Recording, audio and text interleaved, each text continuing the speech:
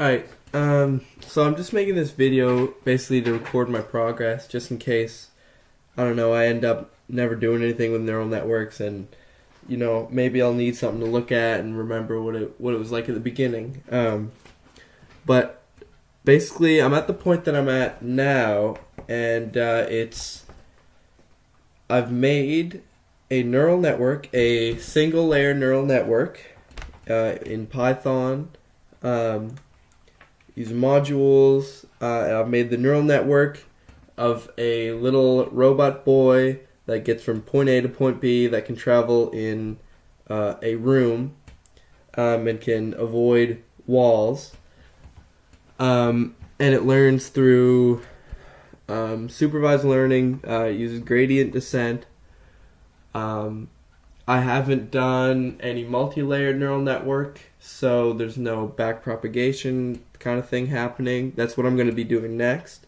And I've also created a workshop program that I can use to create the rooms, and I'll show how that works next. Alright, so actually, I said I was going to show it next, but then I recorded the video and I completely forgot to show the workshop. So the workshop is right here. I'll show you how it works. So I'll open it up. It's pretty, it's not very intuitive, I guess, but basically how it works, you have your mouse, and this is your, canvas, and you basically paint out the room that you want to draw. The actual order that you place the room in, the room squares in, doesn't really matter. So let's say I did this. So the room doesn't really matter. But I also have 3 other tiles, actually. I have the path tile, the player start position tile, and the actual goal tile. And then the red is it's for deleting. So basically, what you would do is you switch to gold. You use the spacebar just to toggle in with them, and then you could draw with it. Now, with the room, it doesn't matter which order you put these in, but actually with the path, the actual learning process is pretty dependent on the order of the path. So, you actually have to place it in order. And let's say I started another path there or whatever, and I, skipped one. I actually have to go and delete them, because if not, it'll screw up the process. Because I can't just fill it in. Like, I couldn't go, and it has to be on white space, but like I couldn't go like this and then I skipped 2. I'll just fill those in and go like that. It wouldn't work, because the order is important. And then when you're done, you just press the S key, saves it, and it saves it as a random name. Then you just rename it, like 2, and then there's your room. It's actually serialized, and I guess encoded. I don't really know, but yeah, that's the workshop. Back to the main video, and so I'm basically in the process. I made 3 rooms, and I'm just making more and more difficult rooms. And I'm assuming, because it's a single layered neural network, I'm assuming there's a limit to how smart it can get and how well it can navigate. But so I'll show. First, I'll show how the workshop works. So you basically open up the workshop.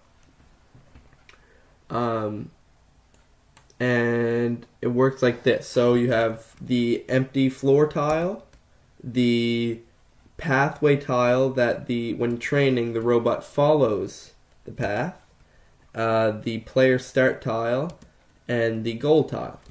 And then the delete. This is for deleting, so you can draw that and delete all of that. So the rooms themselves can be laid out like that, and they can be in any order. But the path actually needs to be created in order. And there's no line tool, which would be really nice, but haven't added that. But so basically you start at this first one, then you go boop, keep clicking. You can drag. It's a little risky. There is no control undo, so I guess it's not that bad. Just clicking and dragging, hoping for the best. This is the start. This is this, and then basically to save the room, you would press S, saves it, adds a room, and it has the date and the time on it, so that every time you save it, it's a little bit different. And it's serialized, so it's kind of encoded, I guess, or serialized. I don't really know. And then my other Pathfinder program can deserialize it. So yeah, I'll show you what it looks like. This is the code. I'll do a quick scan over all the code, just so that I can see. I can maybe pause and look at it eventually if I want to really see, maybe in the future, how bad I was at coding. Here's a bunch of the code. This one's a little long. And then I'll go onto the room maker. This is just basically the map class. It started out as something different. It was like a room generator, but I don't use these functions anymore. I basically just use the initializing function and the drawing function. The neuron, this is basically just the neuron class. Yeah, that's that. And then this is the workshop program. It's a little bigger. Just goes like that. It's got a mat. It's got its own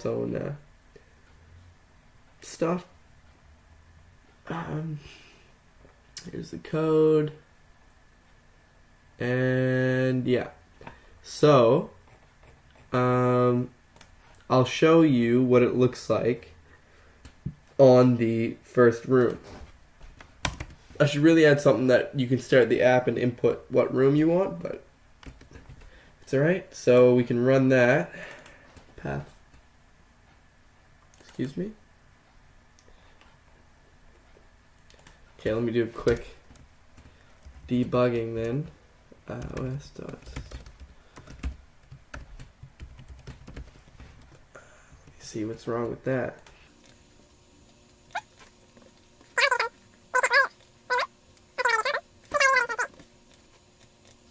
What could have happened? It was working literally a second ago. Oh, I know. I think my recording button here. Let me find.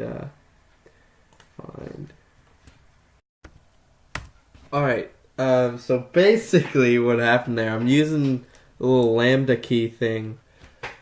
To start my recording on OBS, and I guess it got away from me.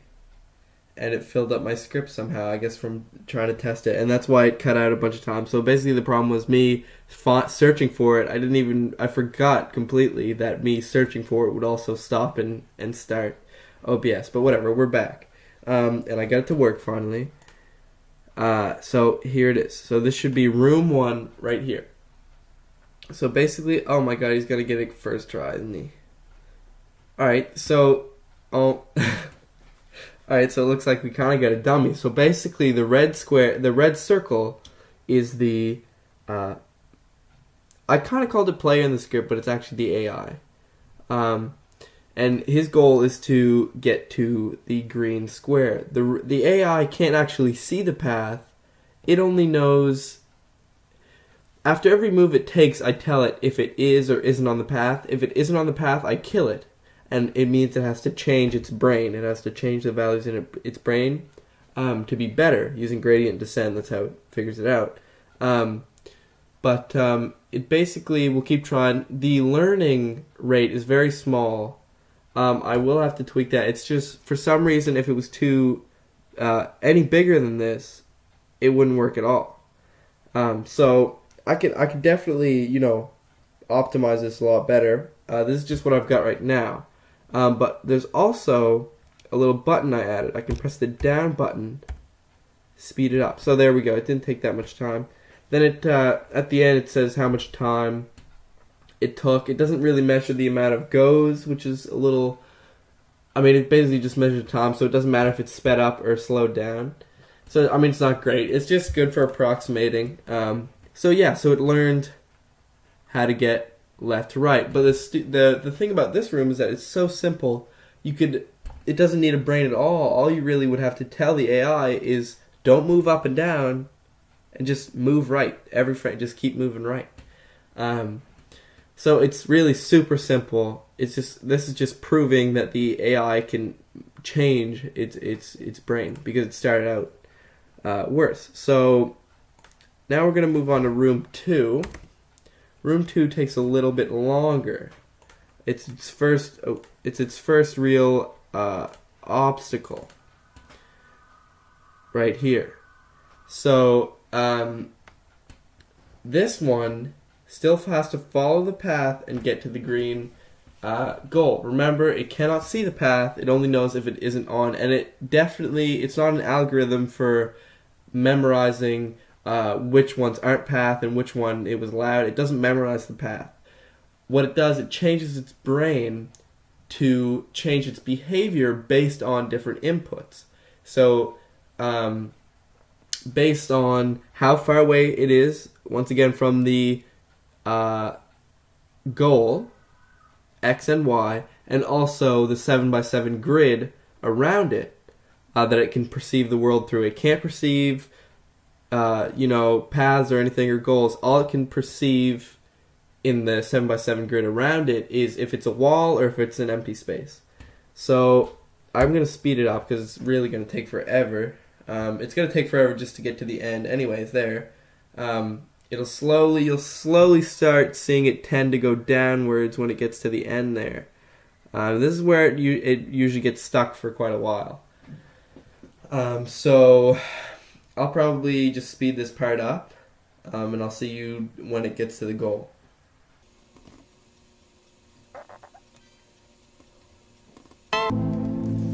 Oh. Alright, so there you go. Press it. There. Okay. So it took it actually not very long. And as you saw, it's really like quick. When it decides to just go downwards, as soon as it gets going like 3 or 4 downwards, it just decides that it's going down as soon as it hits the wall. So it's interesting to think. I really want to add a bunch of things like a graphic over here that represents the neural network and having the opacity on the weights, the connections between the neurons changing so that you can see which ones are more important or stuff like that. That would be really cool. Which ones are firing when and stuff. But right now I don't really have that. I'll probably add it later. But basically now... all we can do is just make guesses. And my guess now is that as soon as the middle right side of the grid, of the 7x7 grid around it, as soon as those start firing because of because of the wall, its new behavior is X, stop moving X way, negative or positive, and start moving positive Y, because the Y's are reversed. So that's cool. It makes it every time now. So once it makes it once, it makes it every time because as soon as it makes it, it doesn't change anymore. Which can be bad, but that's alright. So we'll just leave it like that. Now, we're going to show the last one I just made. Well, once again, I'm going to be making a lot more. This is just, I really wanted to record this speech because I felt like it. And sometimes I don't feel like recording. But here is the third level. This one is much harder. So, remember, just imagine this. There's no path. It's just white. There's the room, and then there's the walls, and then there's the goal. So the robot, here, I'll start speeding it up because it takes forever. Before, we had a wall, so it would hit a wall and then go down. And it would just keep going down. This time, not only is there no wall ahead of it, it also has to...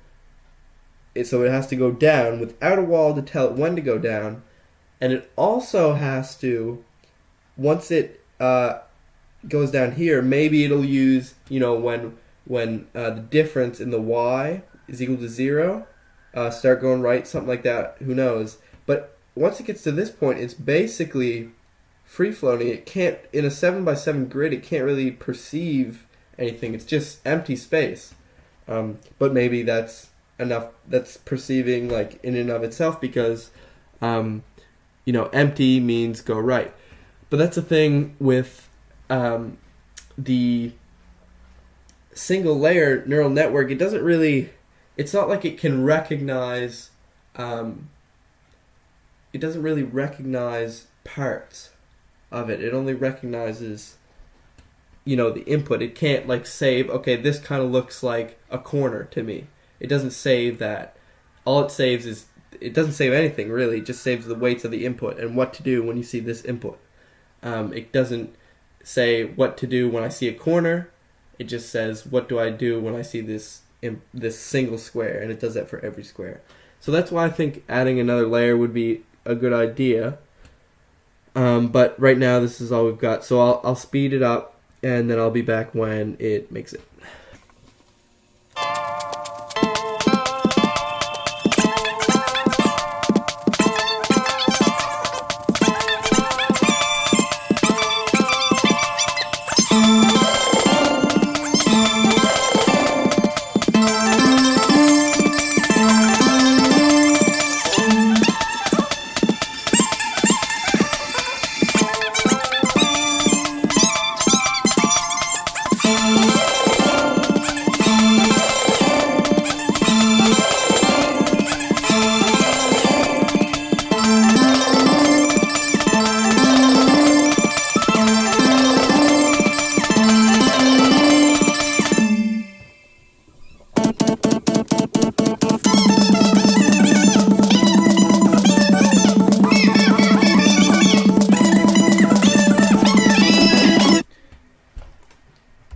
Alright, holy crap. That took forever.